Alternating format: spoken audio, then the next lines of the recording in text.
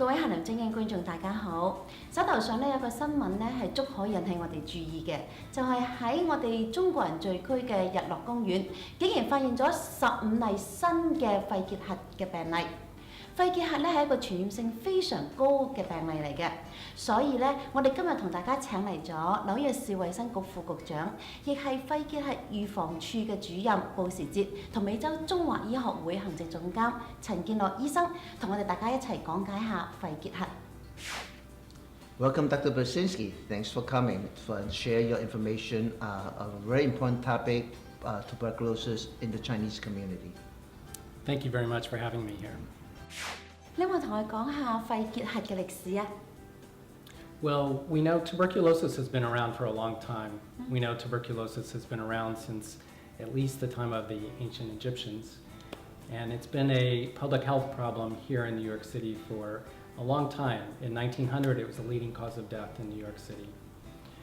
Still today, tuberculosis is very prevalent around the world. There are about 9 million cases around every year, new cases around the world. And about 2 million people die from tuberculosis.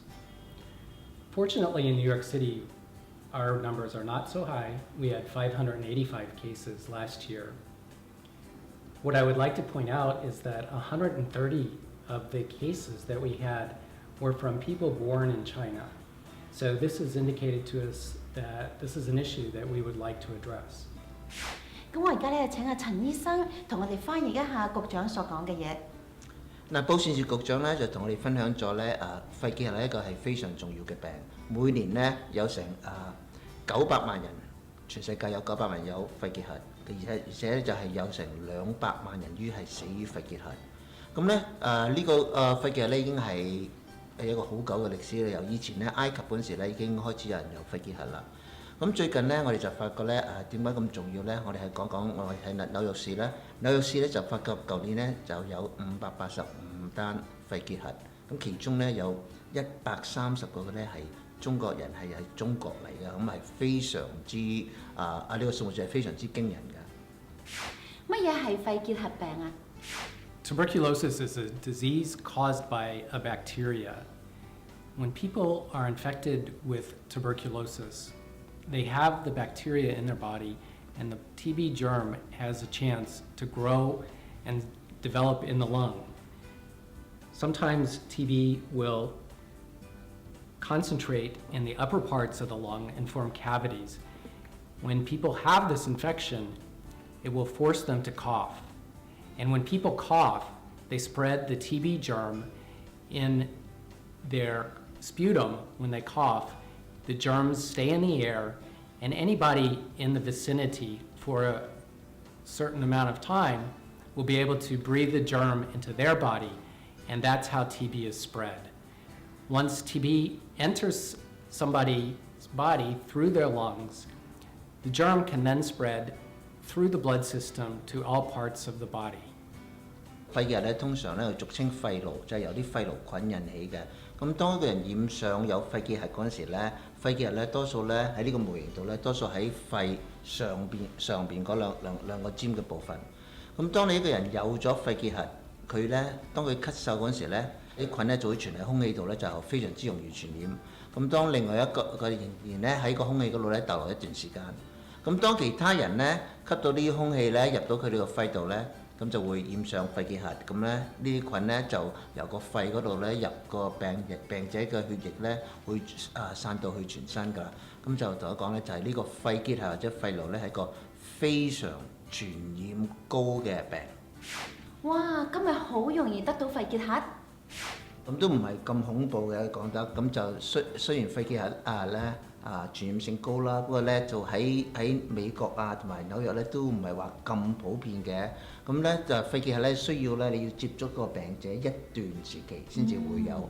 咁亦都唔使驚當你接觸咗肺結核係有得治療有得醫，咁就唔使驚啦。咁你要同一個病者要接觸一段時間，咁吸到佢空氣傳出嚟嘅菌先至會傳染到，唔係話你就咁行過街，人哋有咳一聲你就會傳染到。咁樣呢個病嘅症狀係乜嘢呢？ The most important symptoms of tuberculosis are fever, cough, sweats at night, and weight loss. Those are the ones that we find in most cases. 咁肺結核最重要嘅象徵咧就係發燒啦、咳啦、夜晚飆冷汗啦，同埋體重減輕。咁樣一得到肺結核病呢，係咪立刻就會發病㗎？ Well, most people will get the TB germ in their body, and then most people will carry that germ in their body for the rest of their lives. People that do become sick with active tuberculosis can develop the disease many months or sometimes many years after the initial infection. We estimate that between 5 and 10% of people who have the germ in their body will later develop the active disease some point later in their life. 嗱，當你接觸咗肺結核菌嗰時咧，佢會潛伏喺你身體度一段時期，咁咧未必係即刻會有肺結核㗎。咁咧通常咧都係有幾個月至到幾年之後咧，先可以復發出嚟變做活動性。咁樣我點知道呢？我有冇 TB 啊？ Well, people with symptoms of active tuberculosis should go to see their doctor. If you're having fever, cough, night sweats, and weight loss, you should go to your doctor and be checked for TB. For people who are exposed to TB, there is a blood test to test to see if you have the germ in your body. The great thing about this blood test, which has been available for about 5 years, is that it is very specific. Even if you've had the BCG vaccine previously, the blood test will not be affected by that vaccine. That is, if we test your blood for the TB germ and the test is positive, we know that you have had an infection with tuberculosis. That's the way to diagnose TB infection. If your test is positive, then we recommend having an X-ray to see if there's any evidence of tuberculosis in the lungs. 嗱，當你懷疑咧你有肺結核嘅象徵啦，好似頭先布局長講啦，如果你係有發燒啦、咳啦、夜晚飆冷汗啦，同埋體重減輕咧，你就應該去揾你家庭醫生或者醫生咧去做檢查啦。咁樣點樣去檢查咧？咁就如果係我哋咧有懷疑接觸過肺結核嘅咧，而家有個事咧就係抽血檢查。咁呢個血嘅檢查咧已經係大概已經5年啦，已經有呢個事5年啦。咁點解要驗血檢查咧？相信大家咧都熟悉咧肺結核咧做皮膚檢查。咁咧皮膚試驗檢查咧，通常係皮膚度做咗試驗咧，就48至72個小時咧，翻去咧再睇個皮膚度有冇反應。咁第一咧嗰個咧就冇而家驗血咁準啦。第二咧，我哋好多東南亞人咧喺東南亞咧打過卡介苗，咁打過卡介苗嘅咧，亦都會對呢個皮膚測驗咧係有反應，而未必係代表佢哋接觸過肺結核菌嘅。咁咧呢個就驗血咧就係比較準確好多。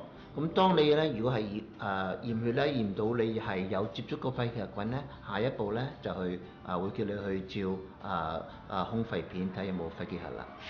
頭先咧同大家介紹個肺結核係乜嘢啦，同埋肺結核嘅象徵係點樣，咁同埋肺結核咧我哋係點樣會係知道自己有冇肺結核啦，點樣去做檢查啦。咁下一集咧，我哋就會同大家講咧，就係我哋有肺結核咧，係咪使驚？要驚咧？唔係啦，就有好容易嘅治療方法。咁亦都會同大家提起咧，我哋係點樣可以預防肺結核。咁咧亦都同我哋講下咧，肺結核點解咧會喺我哋華人社區係咁重要。咁我哋下集見啦。